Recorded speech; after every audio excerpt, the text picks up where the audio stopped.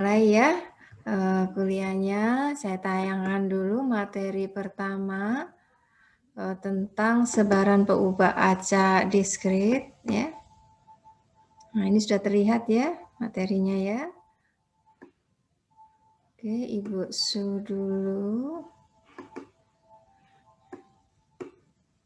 Oke. Ini adalah beberapa sebaran peubah acak diskrit yang saya rasa mesti wajib tahu ya, mahasiswa statistika jangan sampai tidak tahu dan mengenali gitu ya kekhasan dari sebaran-sebaran ini ya. Ini ada beberapa sebaran seragam, Bernoulli, binomial, kosong, hipergeometrik, multinomial. Oke, sebentar. Berarti saya harus hapus dulu ini supaya ininya ya. Oke, animation P-nya udah nggak ada tapi oh iya masih ada ya ini ya. Saya hapus aja dulu supaya nggak ganggu gitu ya.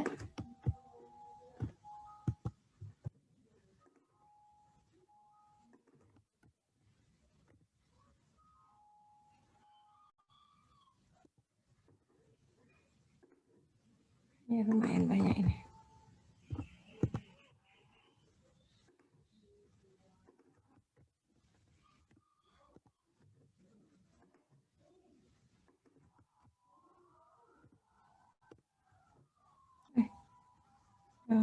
Cancel. Nah ini dulu aja lah. Mudah-mudahan di sananya nggak mengganggu ya. Oke, kita awali dulu ya tentang sebaran seragam. Nah, seragam ini harap diingat ada di diskrit, ada juga di continue ya. Nah, secara umum bentuk sebaran diskrit itu mempunyai fungsi massa peluang yaitu 1 dibagi P dikurangi A-1 dengan nilai Y-nya ini A plus 1 sampai B ya, ini diskrit ya. Jadi kalian kalau mendefinisikan fungsi massa peluang atau fungsi kepekatan peluang itu ini harus ada ya. Sebab kalau ini enggak ada, itu nanti nilainya tidak memenuhi aksioma peluang ya. Masih ingat ya aksioma peluang ada 3 ya. Salah satunya jumlahannya itu untuk semua nilai peluangnya ya pada daerah yang didefinisikan tuh nilainya harus 1 ya. Nah, ini adalah nilai harapannya, bisa kalian turunkan sebenarnya menggunakan jumlahan ya, sigma dari nilai Y dikalikan FY-nya, nanti akan ditemukan seperti ini. Dan ragamnya formulanya cukup panjang ya. Nah, seandainya memang ini formula umum ya. Nah, biasanya kita mengenali seragam itu nilainya udah suatu angka tertentu gitu ya. Misalkan ini kalau A-nya 1 gitu ya, B-nya N, maka nilai harapannya ini N plus 1 per 2. Ini tinggal masukkan aja ke formula yang di sini gitu ya. Hanya 1, B-nya N ya, akan diperoleh. Oh, masih ada ya. Kemudian ragamnya ini adalah kita masukkan aja formula ini, dapat formula ini N plus 1 dikurangi N-1 per 12 ya.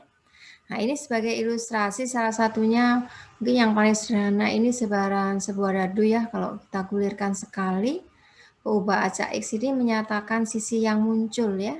Nah, sisinya yang muncul karena kita anggap ini dadunya punya apa? Ini digulirkan ya, bukan digulirkan ya. Dan kalau kita anggap ini setimbang gitu ya, maka peluangnya serba sama ya. Makanya ini dikatakan seragam ya. Uniform itu mempunyai nilai peluang yang sama untuk semua nilai X atau ya pokoknya nilai peubah acaknya gitu ya. Rataannya 3,5, ragamnya 35 per 12 ya. Kemudian sebaran Bernoulli ini wajib kalian tahu karena Bernoulli ini juga dasar untuk sebaran binomial, sebaran geometrik ya, terus binomial negatif ya. Kekhasan dari Bernoulli itu dia hanya satu trial, satu ulangan. Terus hasilnya hanya ada 2 kemungkinan ini, sukses atau gagal ya. Kemudian peluangnya umumnya dinotasikan sebagai P kecil, P-nya di antara 0 sampai 1 ya. Ini fungsi massa peluangnya ya sangat sederhana bentuknya. memang ini bisa juga ya dinyatakan sebagai fungsi gitu, P pangkat apa, Y dikalikan 1 min P pangkat 1 min Y bisa aja. Atau nyatakan seperti ini saya rasa udah cukup ya. Nah, nilai harapannya sama dengan P, ragamnya ini 1, P kali 1 min P. Nah, ini sebagai ilustrasi, nah, satu soal ujian pilihan ganda ya, ini 1, karena Bernoulli itu hanya 1 ya, dengan 4 pilihan jawaban, dan hanya 1 jawaban yang benar ya. Ini adalah Bernoulli karena ada 2 kemungkinan, yaitu jawabannya benar atau salah ya. Peluang suksesnya adalah jawabannya benar kan 1 dari 4 ya, 0,25. Salahnya ini berarti 0,75. Nah, ini juga contoh yang lain. Dalam suatu permainan, sebuah dadu yang digulirkan, pemain ini dianggap menang kalau dadu yang muncul itu menunjukkan angka 3 atau 5 ya. Nah, sehingga ini suksesnya kan berarti muncul sisi 3 atau 5 gitu ya. Nah, sisi 3 atau 5 kan berarti 1/6 tambah 1/6 ya, sama dengan sepertiga. Dan peluang gagalnya ini 2/3. Nah, kemudian kalau sebaran Bernoulli ini dilakukan ulangan yang identik sebanyak N, ya. Kemudian ada syarat lagi bahwa hasil setiap ulangan itu harus bersifat bebas. Jadi artinya pada trial pertama itu peluang sukses gagalnya itu konstan gitu ya. Jadi tidak mempengaruhi gitu ya. Nah, pembaca Y ini menyatakan baiknya kejadian sukses dari N ulangan ya. Jadi kalau ada kekhasan tadi Bernoulli diulang sebanyak N dan peluang suksesnya itu sama untuk setiap ulangan, maka sebarannya adalah binomial ya. Umumnya dinotasikan sebagai Y, ada tanda tilde gitu ya. Tilde menyatakan dia menyebar gitu. Binomial parameternya adalah N dan P ya. Ini sebagai ilustrasi, sebuah koin dilempar sebanyak 10 kali dan diamati baiknya sisi angka yang muncul. Ini adalah percobaan binomial, N-nya ada 10 ya. Terus suksesnya adalah sisi angka yang muncul ya. Baiknya sisi angka yang muncul. Nah, sisi angka yang muncul di sini peluangnya adalah 1/6 ya. Nanti bisa dihitung berapa peluangnya kalau munculnya itu hanya 5 kali gitu ya. Kita belum masuk ke peluangnya. Ini masih percobaannya dulu ya. Kemudian percobaan misalkan 3 buah dadu digulirkan dan diamati sisi angka 4 yang muncul ya. Nah, di sini berarti N-nya ada 3, peluang sisi suksesnya sisi angka 4 itu ada 1 ya, jadi 1/6. Ini kekhasan dari percobaan binomial ya. Ini fungsi massa peluangnya, yaitu kombinasi NY dikalikan P pangkat Y dikalikan 1 min P pangkat N minus Y ya. Dan Y-nya ini nilainya bisa mulai 0 sampai maksimum baiknya trial tadi ya, N ya. Kemudian nilai harapannya bisa diperoleh dengan menggunakan jumlahan dari Y kalikan PY, ini diperoleh NP. Nah, ragamnya itu nilai harapan Y kuadrat, saya rasa masih ingat ya formulanya, dikurangi nilai harapan Y pangkat 2. Nah, di sini untuk mendapatkan nilai harapan Y kuadrat itu tidak bisa langsung menggunakan Y pangkat 2, Y pangkat 2 kalikan PY ya. Nggak akan ketemu, kalian akan kesulitan. Jadi, untuk mendapatkan Y kuadrat itu biasanya digunakan konsep nilai harapan faktorial. Jadi yang dicari adalah nilai harapan Y dikali Y minus 1. Dengan harapan nanti ada ini ya, bentuk faktorialnya ini nanti bisa dihilangkan. Jadi kalau kekhasan mencari nilai harapan, kalau ada formula seperti kombinasi gini, ini kalian harus menggunakan nilai harapan yang bentuknya faktorial, baru bisa mendapatkan nilai harapan Y kuadrat gitu ya. Ini ragamnya adalah NPV ya. Nah, misalkan di sini sebuah permainan dilakukan dengan menggulirkan dadu yang setimbang sebanyak 15 kali gitu ya.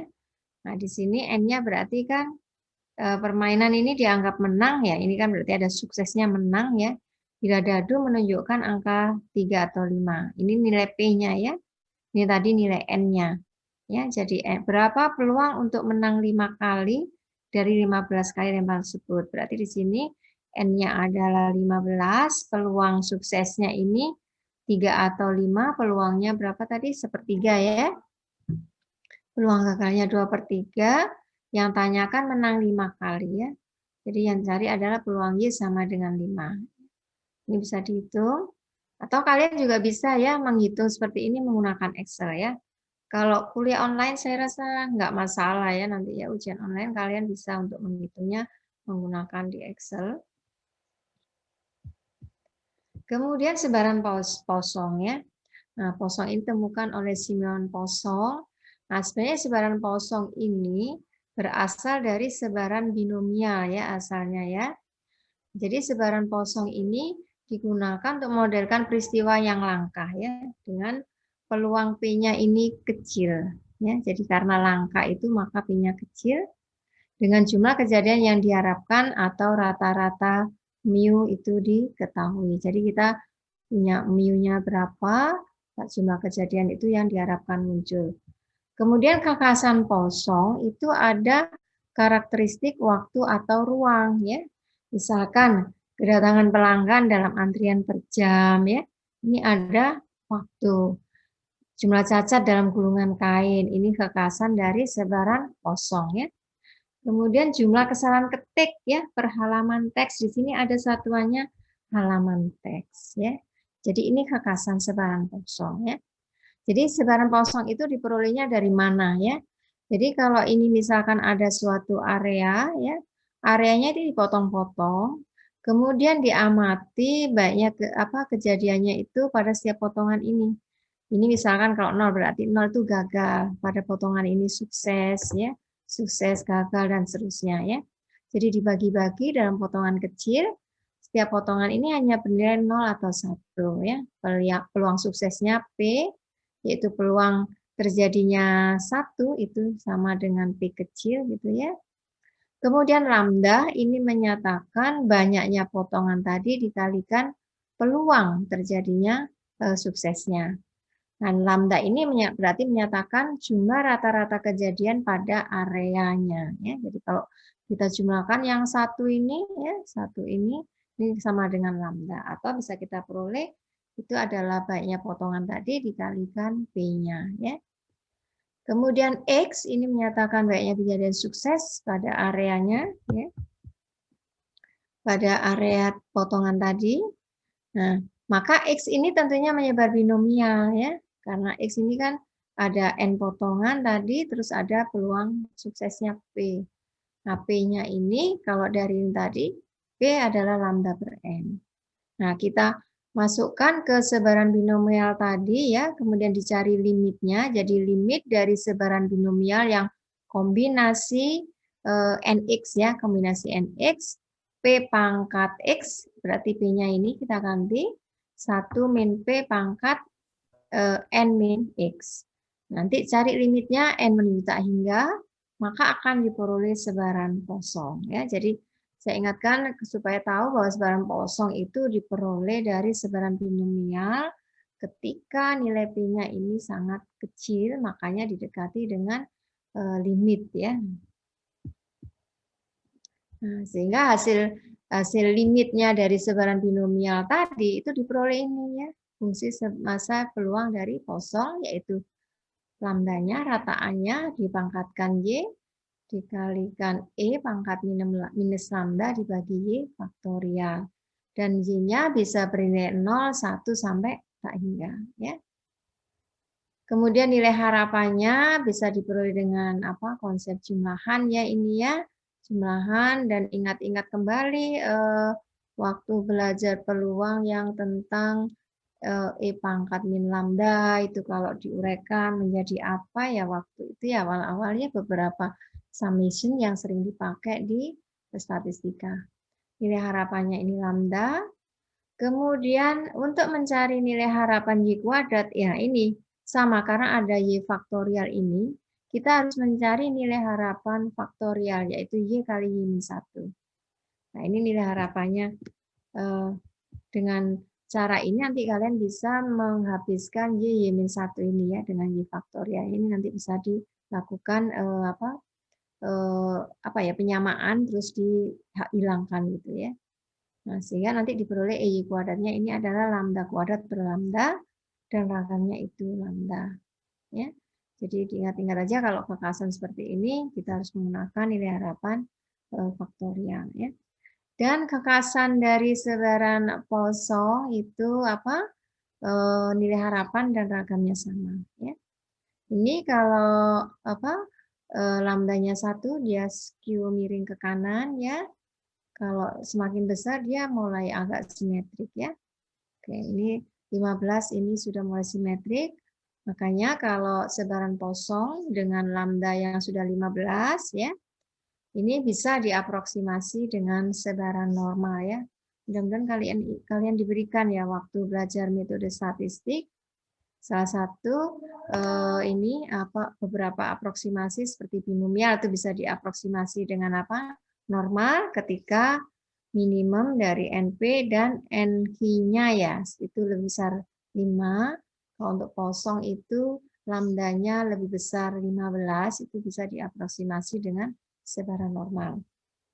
Kalau memang nggak ada materi nanti saya berikan, saya ada materi tentang aproksimasi tersebut ya.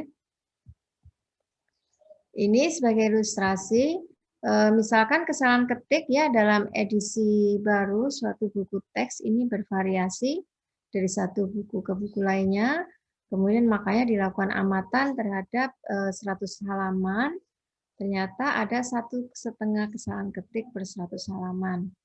Kemudian seorang menulis secara acak 100 halaman buku, berapa peluang tidak ada kesalahan ketik ya? Berarti sini yang tanyakan adalah peluang Y ketika sama dengan 0 dan lambdanya 1,5 ya.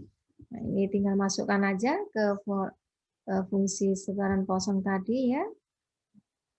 Nah, atau kalian bisa menggunakan Excel ya. Kemudian yang perlu diingat lagi di sebaran Poisson itu bahwa peluang keberhasilan itu sebanding dengan ukuran interval ya. Jadi kalau intervalnya berbeda, misalkan ini 400 halaman, sedangkan yang diketahui itu ada 1,5 per 100, maka di sini mu-nya adalah 1,5 kali 4 ya. Jadi ada 6 kesalahan ketik per 100 halaman ya. Kemudian kalau kita cari peluangnya tidak ada kesalahan ketik, ini sebesar 0,02479 ya. Peluangnya kecil ya karena halamannya semakin besar ya. Tentunya peluangnya akan semakin kecil menemukan kesalahan ketik pada 400 halaman itu sebenarnya tidak ada kesalahan ketik ya.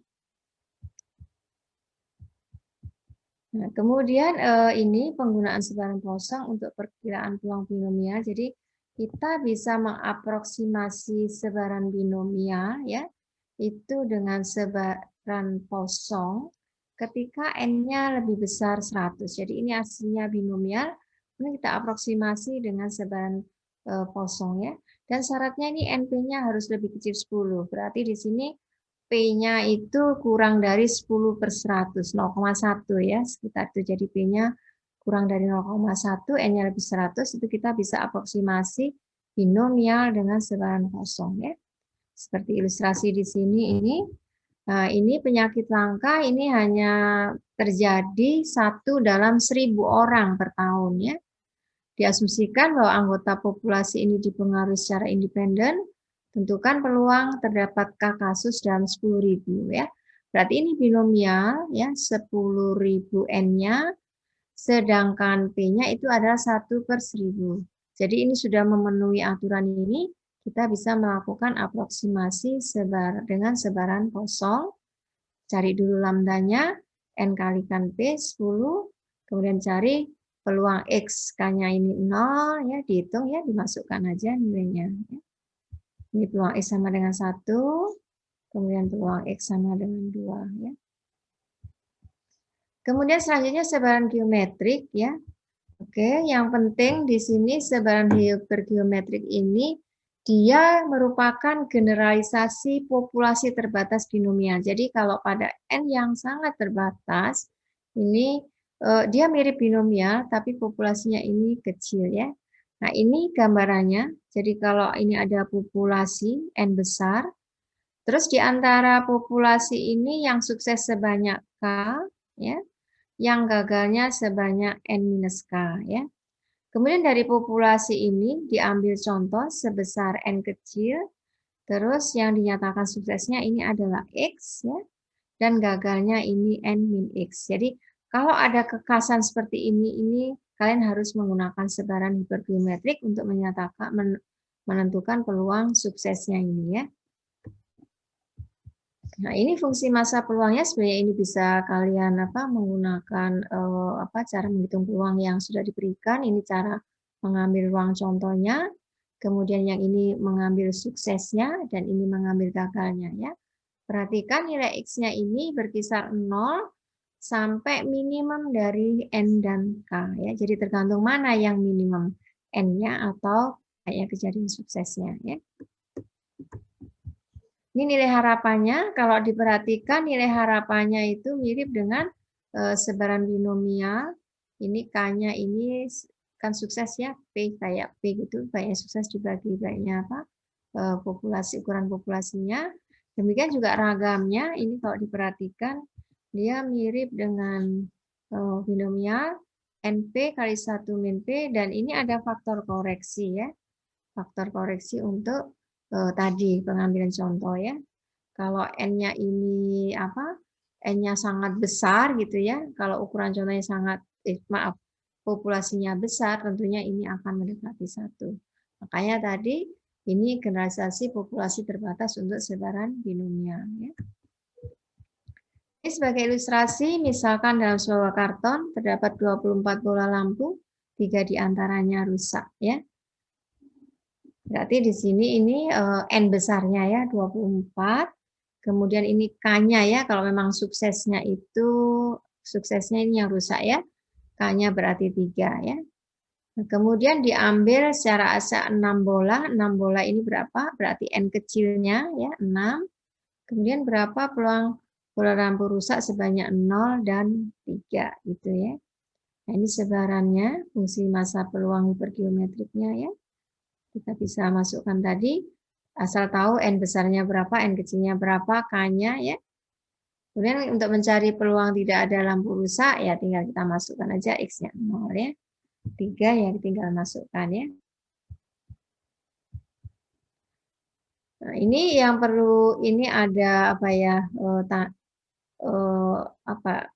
aturan, ya, mungkin, ya. Jadi kalau kita melakukan suatu pengambilan contoh dengan pemulihan, ya, ini nanti yang digunakan adalah sebaran binomial, ya. Sedangkan kalau kita ngambil contoh tanpa pemulihan, ini menggunakan sebaran hipergeometrik, ya. Perhatikan ilustrasi ini, misalkan dalam satu kotak terdapat 3 bola putih dan 2 bola merah. X ini menyatakan, ambil 2 bola tanpa pemulihan, ya. Ubah aja, X menyatakan baiknya bola putih. Kalau tanpa pemulihan, ini menggunakan sebaran hipergeometrik, ya. Kalau dengan pemulihan, ini bola ini berarti yang Y ini adalah sebarannya binomial, ya. Kemudian ini ada persyaratan hampiran binomial. Jadi hipergeometrik itu bisa dihampiri sebaran binomial.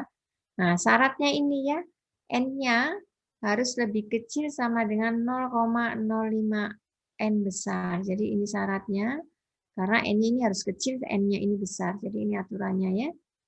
Kemudian bisa juga dihampiri hipergeometrik ini hampiran kosong. Syaratnya selain ini tadi, N-nya harus lebih besar 20 dan P-nya karena ini harus kecil, ya. Ini banyak suksesnya K dibagi N-nya itu lebih kecil sama dengan 0,05. Jadi ini bisa dihampiri dengan sebaran kosong, ya. Jadi kalian sudah mengenal, ya, beberapa hampiran tadi, ya.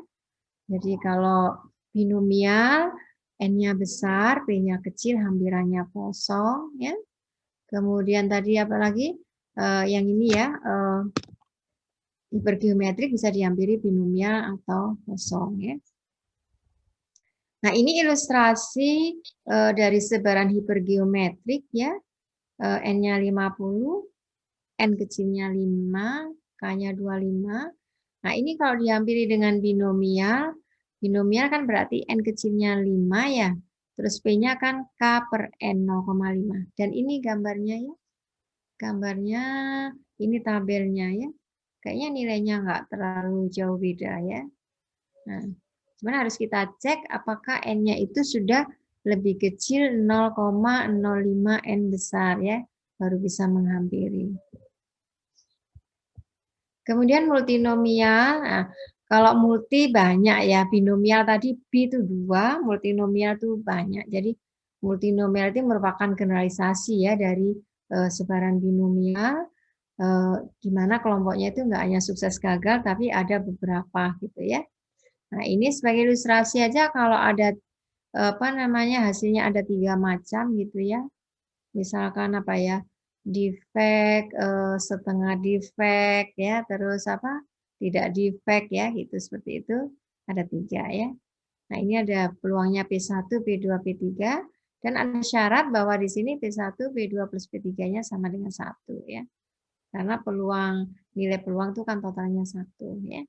Nah, sehingga kalau ada 3 hasil multinomialnya seperti ini ya.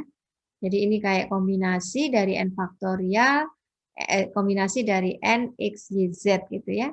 Dan di sini atau bisa saja nyatakan seperti ini, n faktorial dibagi x faktorial, y faktorial, z faktorial. Ya. Dikalikan P1 pangkat x, P2 pangkat y, dan dikalikan ini P3 pangkat z. Ya. Oke, ini misalkan dalam suatu seminar diambil ajak 8 orang, peluangnya yang PNS 0,5, BUMN 0,3, 0,2 ini dari swasta ya. Tentukan terpilihnya 4 PNS, 3 orang BUMN dan 1 swasta ya. Ini peluangnya ya. Ini kalian perhatikan ini jumlahnya juga harus sama.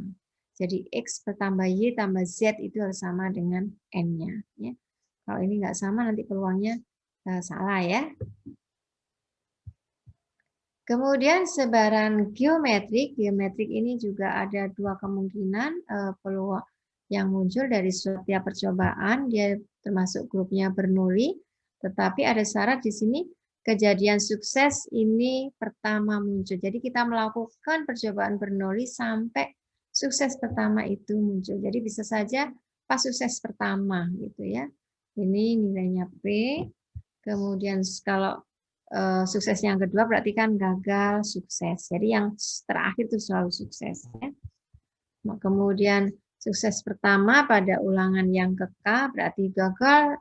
Ini K-1-nya gagal, suksesnya yang ke K gitu ya. Ini peluangnya ya. Jadi secara umum sebaran geometrik ya ini ya. Jadi peluang X sama dengan 1 min P, jadi gagalnya sebanyak X min 1 dikalikan peluang suksesnya, X-nya 1, 2, sampai tak hingga. Ya. Karena melakukan percobaan sampai sukses terjadi itu, kita nggak tahu kapan itu bisa berhasil. Ya. Nilai harapannya 1 per P. Nah, untuk menentukan nilai harapannya ini, tidak bisa, kalau menggunakan ini kan nilai harapan kan sigma dari X dikalikan ini ya. Nah, untuk mendapatkan nilai harapan dapat 1P, itu kalian bisa menggunakan konsep dari turunan ya. Turunannya, sehingga nanti bisa diperoleh nilai harapannya. Jadi tidak bisa dijumlahkan langsung gitu, harus melalui turunannya dulu gitu ya. Ragamnya ini 1 min P per P kuadrat sama untuk mencari nilai harapan X kuadrat. Konsepnya juga dari nilai turunannya karena ada pangkat X min 1 inilah. Maka diperlukan konsep turunannya. Oke, misalkan ini ilustrasinya geometrik. Pada waktu sibuk, kedatangan telepon pada call center sangat banyak sehingga penelpon mengalami kesulitan melakukan panggilan. Sangat menarik untuk mengetahui jumlah upaya yang diperlukan untuk mendapatkan koneksi ya. Misalnya peluang keberhasilan koneksi pada jam sibuk itu 0,05. Maka di sini berapa peluang sambungan berhasil pada 5 upaya, 5 call gitu ya. Nah, ini adalah X-nya menyebar geometrik, P-nya 0,05 sehingga ketika X-nya sama dengan 5, ini kita masukkannya 5. kan 0,95 pangkat 5-1 ya. Pangkat 4 dikalikan peluang suksesnya ya. Dan nilai harapannya adalah 1/P itu 20. Jadi mungkin kalau kalian melakukan call itu sekitar 20 call baru peluangnya itu sukses ya. Karena peluangnya ini sangat kecil. Kemudian ada satu lagi sebaran yang masih terkait Bernoulli, yaitu binomial negatif ya. Jadi binomial negatif ini perulangan suatu percobaan Bernoulli sampai diperoleh hasil sukses sebanyak R kali ya, dengan ulangan terakhirnya itu sukses ya. Jadi makanya dia dikatakan sebagai perluasan dari sebaran geometrik ya. Kita perhatikan gambar ini ya. Jadi sukses yang terakhir ini selalu sukses dan suksesnya ini ada sebanyak R ya. Kalau binomial kan suksesnya bisa di mana aja ya. Tapi kalau ada negatifnya itu yang terakhir itu sukses ya. Nah, sehingga kalau percobaan keseluruhannya ini sebanyak Y ya, kita sisihkan yang terakhir sukses ini, berarti di sini ada Y-1 ulangan. Maka suksesnya adalah R-1 ya. Nah, dengan cara seperti ini kalian bisa menentukan fungsi massa peluangnya. Berarti untuk mencari ini kan kombinasi Y-1 R-1 ya. Terus peluang suksesnya ada sebanyak R ya. Kemudian gagalnya 1-P pangkat Y-R ya, karena ini kan tadi Y, suksesnya R, berarti gagalnya itu adalah Y-R ya. Dan ini nilainya Y-nya bisa mulai R, jadi tergantung mau sukses berapa gitu ya, R+1 sampai tak hingga. Jadi dia dikatakan perluasan geometrik karena geometrik itu kan sukses terakhir, tapi kalau binomial negatif suksesnya ada beberapa sebelumnya ya. Ini adalah sukses yang ke R gitu. Nah, nilai harapannya bisa diperhatikan ini merupakan R kali nilai harapan sebaran geometrik ya. P, kemudian ragamnya ini R kali ragam dari geometrik tadi ya.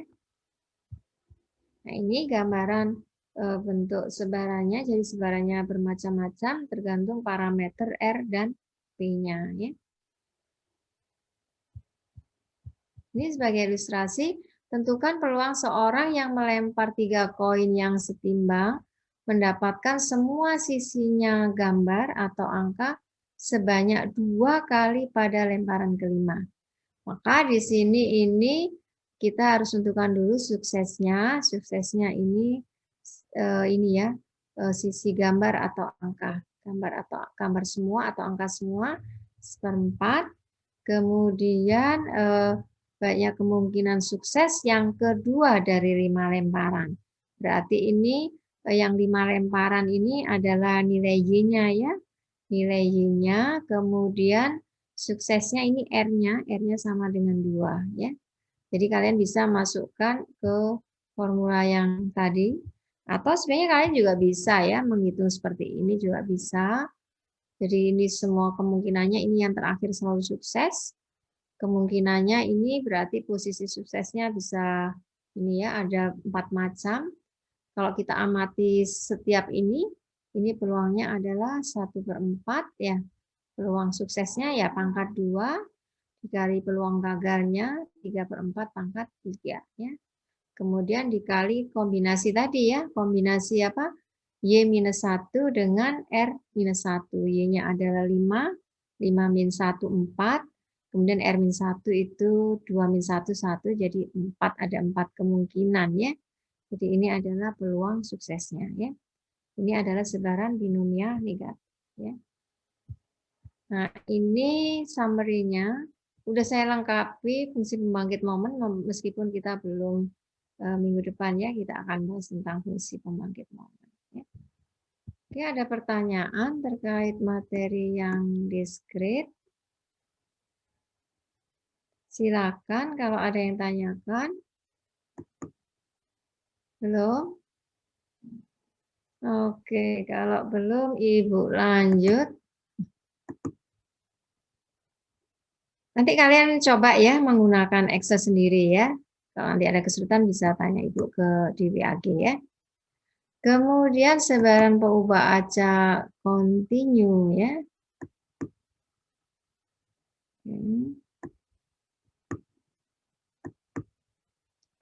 Oke, kita lanjut. Ini sebaran peubah acak kontinu yang sering dipakai di statistika.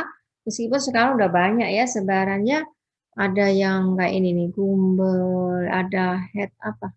Half normal ya. Half normal itu separuh gitu ya. Ada hoteling T-square ya. Ada T-student, kalian kenal ya. Ada sebaran relik ya. Ya, macam-macam sebaran ya. Ada Pareto ya. Ada Port lagi, power ya. Tuke lambda ada ya. Ada Weibull dikenalkan ya sedikit di sini ya. Jadi sebaran itu sangat banyak ya. Dan sekarang juga sudah ada sebaran yang lebih general lagi, Tweedy ya. Tweedy itu nama orang ya, penemunya. Nah, Tweedy itu sudah bisa digeneralisasi untuk sebaran diskrit dan kontinu. Jadi bisa kalian compound, campuran antara sebaran apa? Gamma dengan kosong gitu ya. Itu bisa kalian campur di situ ya. Jadi yang ini masih dasar dulu ya, makanya dasarnya yang kuat agar nanti ketika kalian lanjut kalian bisa menguasai yang lebih advance lagi ya.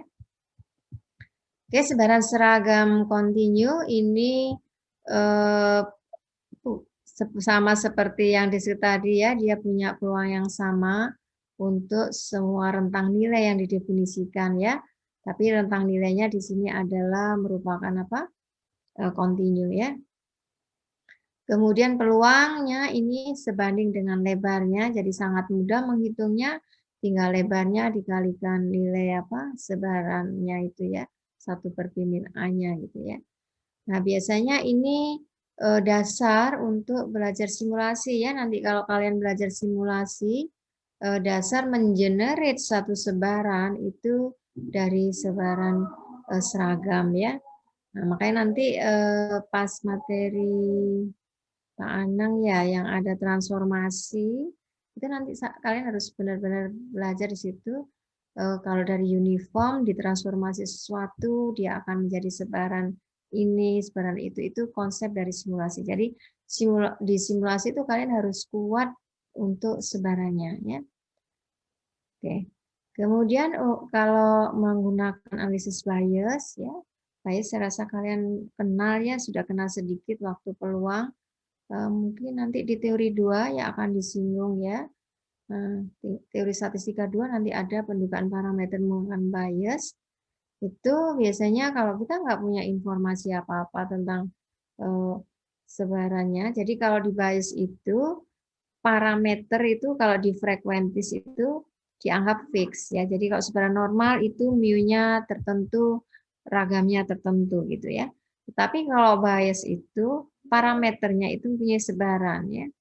Jadi peubah acaknya punya sebaran, parameternya punya sebaran, jadi lebih kompleks gitu ya pendugaan parameternya seperti itu. Jadi kalau nggak punya informasi, kalian bisa menggunakan prior sebaran seragam ini gitu. Ya. Saya rasa ini sudah tahu ya, sebaran seragam dia punya nilai seragam nilai peluang yang serba sama ya. Kemudian ini fungsi sebarannya ya. Nah, nilai harapannya ini adalah tinggal jumlahkannya A plus B berdua karena ini kan pusat massa ya di tengah-tengahnya ya.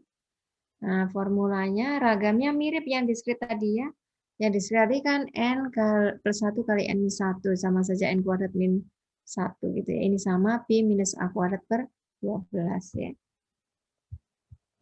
Oke, ilustrasinya misalkan ini Y mempunyai sebaran seragam pada selang 2-8, tentukan peluang Y lebih kecil mu per sigma ya. Berarti kalian harus menghitung dulu mu-nya, sigmanya ya supaya bisa menentukan nilai mu per sigmanya ini. Kar 3. Nah, kemudian kita gunakan aja fungsi sebaran supaya memudahkan menghitung aja ya. Atau bisa juga menggunakan integralnya ya. Terserah mana yang kalian pakai ya. Nah, sehingga menentukan peluangnya cukup masukkan aja 5 plus akar 3 ini menggantikan Y ya. Ini akan diperoleh peluangnya.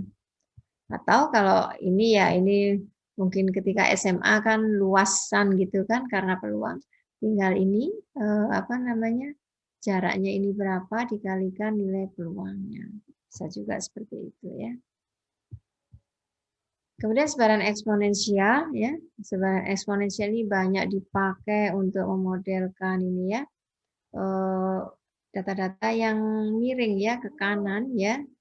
Nah, ini salah satunya yang punya hubungan dengan posong itu dia digunakan untuk modelkan waktu atau jarak antar kedatangan pada proses posong. Jadi kalau tadi banyak kejadian suksesnya itu menyebar posong, banyaknya antar kedatangannya itu menyebar eksponensial. Jadi misalkan di sini waktu antar truk tiba di dok bongkar muat. Jadi waktu antar truknya datang ya.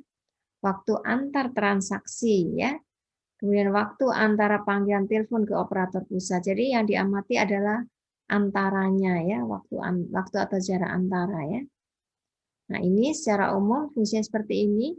Memang di beberapa buku ada juga yang menyatakan theta, E min Y theta, nggak masalah ya, sama saja. Sama saja. Mungkin nanti yang hati-hati di nilai harapannya ya. Ini fungsi sebaran kumulatifnya. Saya rasa kalian bisa ya menghitungnya ini sebaran kumulatif, tinggal mengintegralkan ya. Nilai harapannya theta ya, ini bisa kalian peroleh dengan mengintegralkan dari apa? X dikalikan F. Oh, ini X ya. Ini Y ya mestinya ya. Y dikalikan apa FI-nya dy ya. Ragamnya theta kuadrat ya. Jadi ini kekasan dari sebaran eksponensial, nilai harapannya theta, ragamnya theta kuadrat ya. Jadi hati-hati kalau kalian nanti punya data empirik gitu ya. Kok tadi kok min sama ragamnya sama, berarti data kalian itu kosong, tidak bisa itu datanya normal ya. Atau seperti ini, tetanya nilai harapan ragamnya tuh kuadrat dari nilai harapannya, berarti kemungkinan data kalian itu sebenarnya eksponensial. Jadi kalau kalian tetap menganalisisnya dengan model-model regresi itu bisa salah ya dalam mengambil keputusannya. Jadi harap hati-hati ya, jangan hanya bisa mengeran gitu ada output, tapi kalian juga harus memaknai sesuai nggak data yang saya gunakan untuk pemodelan regresi ini gitu ya. Udah dapat regresi kan kalian ya? Sudah ya. Waktu mesat ya. Ini adalah fungsi kepekatan eksponensial, ya bentuknya tergantung parameternya. Jadi semakin kecil ini semakin tajam ya kurvanya ya. Dan ini fungsi sebarannya. Ini bisa digambar menggunakan Excel, berarti kalian menghitung peluangnya juga bisa menggunakan Excel ya. Hati-hati ya di fungsi ini fx ini bukan peluang ya. Fx ini bukan peluang karena peluang di pembajak kontinu adalah suatu luasan. Nah, ini adalah hubungan sebaran kosong dengan sebaran eksponensial. Jadi kalau misalkan X ini adalah menyatakan jumlah kejadian suatu peristiwa dalam ruang atau waktu tetap T, maka XT ini kan menyebar kosong dengan lambda sesuai T-nya ya. T-nya karena rata-ratanya kan tergantung interval yang didefinisikan ya. Misalkan Y ini adalah jarak dalam waktu ruang antara dua peristiwa tersebut ya. Maka jarak antar itu kan menyebar eksponensial ya. Nah, peluang Y lebih besar Y ya, itu setara kalau di percobaan kosong ini adalah tidak ada peristiwa yang terjadi dalam ruang waktu Y. Karena antar kedatangan kalau lebih kan berarti 0 kedatangannya ya. Nah, sehingga kalau peluang Y lebih besar Y ini eksponensial kita masukkan tadi ini diperoleh E pangkat Y min T per theta, sedangkan kalau dalam kosongnya ini adalah kejadiannya 0, itu E minus lambda Y. Kemudian ini kita samakan, kita peroleh ini kan berarti diperoleh ini ya, E pangkat min Y per theta sama dengan E pangkat min lambda Y, sehingga lambda itu seperti theta. Ya. Nah, sehingga lama jarak antar kedatangan pada proses kosong itu akan mempunyai sebaran eksponensial, tetanya sama dengan 1 per lambda. Ya. Ini sebagai ilustrasi, pelanggan tiba di counter layanan dengan rata-rata 15 per jam. Berarti ini kan banyaknya pelanggan yang datang ya, rata-rata gitu. Ini proses kosong ya. Kemudian berapa peluang bahwa waktu kedatangan antar pelanggan, jadi waktu antar berturut-turut kurang dari 3 menit ya. Berarti kan kita ngamati sekarang waktu antar kedatangannya ini berapa sih? Waktu antar kedatangannya ini kurang dari 3 menit. Nah, ini adalah sebarannya eksponensial ya. Nah, di sini lambdanya 15, maka tetanya kan 1 per lambda, yaitu 1 per 15. Kemudian yang tanyakan kan kurang dari 3 menit, berarti kita jadikan dulu karena ini satuannya jam, kita konversi dulu ke jam.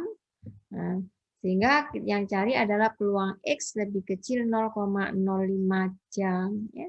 Tinggal masukkan ke, ini kita gunakan aja fungsi sebaran ya, karena X lebih kecil sama dengan itu kan F besar gitu ya.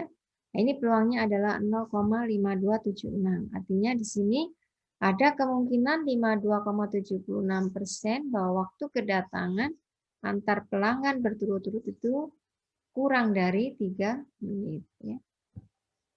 Nah, ini biasanya digunakan untuk ini ya, memprediksi kayak antrian gitu ya. Jadi kalau misalkan di satu counter pelayanan gitu ada beberapa line gitu ya untuk melihat saya harus menyediakan berapa pelayan yang untuk melayani customer gitu ya. Itu seperti di bank harus dibuka berapa line gitu ya. Nah, itu biasanya menggunakan konsep antrian yang digunakan ini ya. Sebaran eksponensial itu banyak yang dipakai untuk di queuing ya. Nah, kalau kalian tertarik queuing itu bisa belajar di proses stokastik ya. Jadi itu direncanakan. Jadi kalian bisa oh kalau pada jam sibuk harus saya buka 3 karena berdasarkan yang datang sehingga waktu antar kedatangan itu disamakan dengan waktu pelayanannya gitu ya. Supaya enggak antriannya panjang, maka saya harus buka sekian line untuk dilayani. Ini sebaran gamma, fungsi gamma saya rasa kalian ingat ya. Nah, ini diingat-ingat gamma itu fungsi gamma alfa itu adalah integral dari batasnya 0 sampai tak hingga y pangkat alfa min 1 e pangkat minus y ya. Kemudian kalau gamma alfa plus 1 ini fungsinya ini ya. Nah, ini kalian bisa bentuk dalam bentuk seperti ini. Ini akan sama saja dengan alfa kalikan gamma alfa ya. Nah, kalau alfanya bilangan bulat, ini alfa min 1 faktorial. Alfa bisa tidak bulat ya. Tidak harus alfanya bulat ya. Kemudian kalau dimodifikasi ya, gamma alfa tadi dimodifikasi pangkatnya menggunakan minus y per beta ya. Nah, ini akan diperoleh ini beta pangkat alfa, gamma alfa. Dan inilah yang digunakan ide untuk membentuk sebaran gamma. Sehingga kalau nilai ini y pangkat alfa min 1, e pangkat min y per beta dibagi dengan ini, kalau diintegralkan nilainya akan 1 ya. Dan itulah yang menjadi ini ya, fungsi kepekatan gamma ya. Ini diperoleh dari sini ya. Jadi dia menjulur ke kanan ya, selalu positif ya. Jadi kalau kalian punya amatan yang nilainya selalu positif dan dia ada menjulur ke kanan, kita bisa menggunakan sebaran gamma. Seperti curah hujan itu umumnya menggunakan sebaran gamma ya. Karena dia skew ke kanan dan nilainya selalu positif ya. Sering digunakan untuk memodelkan banyak karakteristik pada bidang biologi dan ekonomi ya. Untuk survival itu juga bisa digunakan ya. Nilai harapannya ini alfa beta. Kalian bisa menentukannya dengan mengintegralkan dan melakukan manipulasi ya menggunakan konsep ini aja ya. Konsep ini aja. Kalian nanti bisa menemukan ini. Sebenarnya bisa diturunkan ya. Ragamnya adalah alfa beta kuadrat ya. Ini bentuk sebaran gamma dan eksponensial ya. Bentuknya macam-macam ya sini tergantung parameternya. Jadi ada yang agak puncak di sini, terus ini agak landai. Ya. Sedangkan kalau eksponensial itu selalu dia turun ya, seperti ini. Ini kasus khusus ya, jadi gamma itu kalau alfa 1 sama dengan sebaran eksponensial tadi. Kalau alfanya nu per 2 dan betanya 2, nu ini bilangan bulat ya, bilangan bulat. Tapi sebenarnya nu ini nggak harus bilangan bulat ya. Q kuadrat mungkin karena tabel yang tersedia itu masih dalam bentuk ini ya, bulat ya. Nah, sebaran Q kuadrat ya, ini kekasannya ini ya. Nah, perhatikan di sini nilai harapannya sama dengan nu dan ragamnya sama dengan 2 nu ya. Q kuadrat sangat terkenal untuk inferensi ya. Mungkin kalian belajar metode untuk menguji apa? Ragam ya, ragam suatu sebaran. Kalian gunakan sebaran Q kuadrat ya. Nah, ini sebenarnya diperoleh dengan sebaran gamma tadi tinggal mengganti alfanya ya dan betanya. Ya. Dan ini bentuk sebarannya ya. Hanya perlu kehati-hatian ketika melakukan inferensi menggunakan sebaran Q kuadrat ya. Karena sebaran Q kuadrat itu nilai harapan dan ragamnya merupakan fungsi dari ini ya derajat bebasnya. Artinya semakin amatan kalian semakin besar ya, itu cenderung akan menolak nol ya.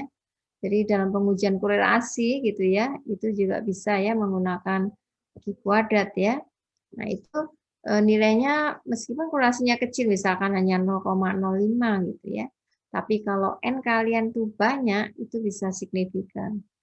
Nah, hati-hati, sekali lagi hati-hati kalau menggunakan statistik uji Q kuadrat. Karena ininya ya, derajat bebasnya. Cenderung menolak H0 ketika amatan kalian semakin banyak. Ya. Maksud saya sebagai ahli statistik, jangan langsung output software, oh langsung ini nyata gitu ya. Tapi kalian juga harus memaknai. Kalau korelasi 0,02 itu kan sangat kecil ya. Kemudian ada gamma baku, itu kalau betanya 1, ya tinggal ganti aja ya, fungsi tadi betanya 1. Dan ini gambar ininya ya, plotnya. Sebagai ilustrasi, misalkan X ini waktu suatu reaksi gitu ya, dari kimia mungkin ya ini ya. Ini gamma baku alfanya 2, tentukan peluang waktu reaksi ini antara 3 dan 5, lebih besar dari 4 ya. Ini bisa kita peroleh dengan mengintegralkan ya. Saya rasa ini kalian bisa mengintegralkan atau kalian coba menggunakan Excel juga enggak masalah ya kalau menghitung seperti ini ya. 5 ya. Oke, saya rasa ini bisa ya untuk menghitung peluangnya. Normal udah nggak perlu ya. Kalian udah sangat familiar ya dengan sebaran normal ya. Nah, yang penting nih kalian mesti ingat nih fungsinya ya, jangan sampai lupa ya bahwa fungsinya ini punya 2 parameter mu dan sigma dan ini ya F-nya 1 per sigma akar 2V E pangkat min setengah kali Y min mu per sigma pangkat 2 dan Y-nya ini selalu penilainya anggota bilangan nyata ya, bisa minta hingga sampai tak hingga. Kemudian kalau normal baku, jadi ini digunakan untuk transformasi ya ini ya, ini dijadikan Z, sebarannya sangat sederhana ya, nilainya mu-nya 0, ragamnya menjadi 1 ya. Ini beberapa bentuk sebarannya ya. Kemudian ada sebaran beta secara umum seperti ini bentuknya. Jadi dia ada parameternya alfa, beta, dan ada A dan B ya. A dan B ini batasnya ya. Ini fungsinya 1 per B min A, gamma alfa plus beta, per gamma alfa, gamma beta, dikalikan X min A per B min A pangkatkan alfa min 1, dan B min X ya, dibagi B min A pangkatkan beta min 1 ya. Kemudian kalau A-nya 0, B1 itu sebagai sebaran beta baku ya. Nah, tinggal masukkan aja A-nya 0, B-nya 1, ini akan diperoleh seperti ini ya. Ini sebaran mungkin yang sangat kalian kenal ini. Kekasannya dia 01 ya, ini kalau beta baku itu. Terus bentuknya X pangkat alfa min 1, 1 min X pangkat beta min 1. Ya. Nilai harapannya untuk beta baku ini adalah alfa per alfa plus beta. Kemudian ragamnya ini alfa beta kalikan dibagi alfa beta kuadrat kalikan lagi alfa plus beta plus 1. Kemudian kalau alfanya lebih besar 1 dan betanya lebih besar 1, modusnya akan terjadi di sini. Ya. Alfa min 1 dibagi alfa plus beta minus 2, ini modus.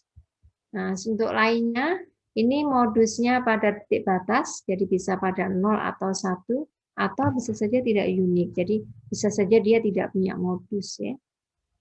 Kita lihat ya ini ya. Ini beberapa konfigurasi sebaran beta baku ya. Pada alfa lebih kecil beta, alfanya lebih kecil 1, dia cenderung skew ke kanan ya. Kemudian kalau alfa sama dengan beta, dia simetrik ya. Bentuknya simetrik. Kemudian kalau alfa lebih besar 1, lebih besar beta, alfanya lebih besar 1, dia skew ke kiri ya. Ini, jadi ini kayak pencerminan aja, tapi beda ya karena ini kayak eksponensial, yang ini ada kayak puncaknya gitu ya. Ini ada modus-modusnya gitu ya. Modusnya ada. Nah, ini ilustrasi beta ya. Ini kalian baca aja ya ini ya ceritanya. Ini adalah dalam membangun rumah itu diasumsikan dia mempunyai sebaran beta, A-nya 2, B-nya 5, alfanya 2, betanya 3 ya. Nah, di sini kemudian yang tentukan di sini peluang paling banyak 3 hari ya untuk meletakkan fondasi. Paling banyak berarti sedikitnya ya ini ya. Lebih kecil sama dengan 3, bisa diperoleh dengan mengintegralkan ya fungsi beta tadi ya. Ini diperoleh peluangnya ya. Kemudian Weibull ini juga baik dipakai di bidang biologi untuk lifetime, terus juga dipakai untuk pemodelan extreme value ya. Itu sering juga menggunakan Weibull. Kemudian survival ya, itu kalau kalian nanti tertarik topik-topik survival analysis, itu juga yang sudah sangat populer tuh menggunakan sebaran Weibull ya. Weibull ini nama orang, jadi jangan salah, harus tulisnya huruf kapital ya W-nya ya. Nah ini FY-nya ya. Nah, jadi dia punya parameter 2 alfa dan beta ya. Ada fungsinya eksponensial ya. Eksponensialnya tambah rumit ya ini ya, eksponensial minus y per alfa pangkatkan beta ya. Jadi sangat rumit ya, ini lebih kompleks ya fungsinya ya. Kalau yang gamma tadi kan hanya e pangkat minus y per ini ya beta ya. Kalau ini sudah per alfa dipangkatkan lagi beta ya. Nah, tapi untungnya ada fungsi sebarannya, jadi kalian untuk menghitung peluangnya bisa menggunakan fungsi sebarannya ya. Kalau masih seperti ini kalian harus mengintegralkan, tapi kalau sudah ada fungsi sebarannya, kalian bisa menggunakannya untuk menghitung peluangnya ya. Ini nilai harapannya ya. Kemudian ini ragamnya ya, bentuknya memang mirip-mirip sebaran gamma ya. Dia cenderung skew ke kanan ya. Makanya pantas untuk digunakan di ini ya, nilai sebaran nilai ekstrim ya. Selain ini juga kalau ada ekstrimnya di dua sisi, itu kalian juga bisa menggunakan sebaran T ya. T itu dibanding normal adalah sebarannya heavy tail ya. Jadi tailnya itu panjang. Makanya sebaran T itu juga bisa digunakan untuk sebaran nilai ekstrim pada sisi kiri dan kanan ya. Log normal ini juga mirip dengan sebaran Weibull dan gamma, dia skew ke kanan ya. Ini juga digunakan juga di sebaran ekstrim. Nah, kenapa dia sebut log normal ini ya? Jadi kalau FY-nya ini Y-nya kalau dilenkan, len dari Y-nya ini akan punya sebaran normal dengan parameter mu sigma kuadrat ya. Jadi makanya dia dikatakan log normal karena log dari sebarannya itu mempunyai sebaran normal ya. Ini nilai harapannya dalam bentuk eksponensial ya. Seragamnya juga dalam bentuk eksponensial. Ini summary-nya. Oke. Ada pertanyaan?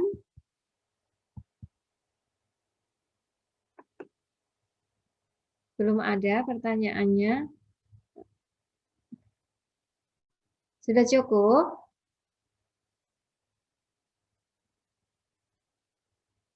Oke, kalau sudah cukup, Ibu akhiri ya. Hari ini ya, pertemuan hari ini ya. Minggu depan kita foto bersama ya. Background-nya saya serahkan ke kalian yang bikin. Karena untuk ini ya, diperlukan untuk pelaporan aja sebenarnya. Nanti kalian ya yang ngatur foto-fotonya. Saya nggak biasa ngutus soalnya ya. Anak muda ini biasanya ini ya, nggak gaptek gitu. Maksudnya lebih mudah adaptasi dengan teknologi gitu ya. Oke, saya akhiri ya kuliah hari ini. Terima kasih semuanya. Kalau masih ada pertanyaan, silakan sampaikan di WA ya. Nggak usah segan-segan tanya ya. Daripada nanti tersesat ya, nggak paham gitu ya. Oke, Ibu akhiri. Assalamualaikum warahmatullahi wabarakatuh. Waalaikumsalam. Waalaikumsalam warahmatullahi wabarakatuh. Terima kasih banyak, Bu. Sama-sama. Ibu semangat ya, Bu, abis ini. Iya. Ibu, untuk soal latihannya belum bisa diakses ya, Bu? Oh, sebentar saya cek ya. Saya cek di LMS ya. Untuk minggu ini dikumpulnya hari apa, Bu? Minggu. Oh ya. Selalu saya buat minggu.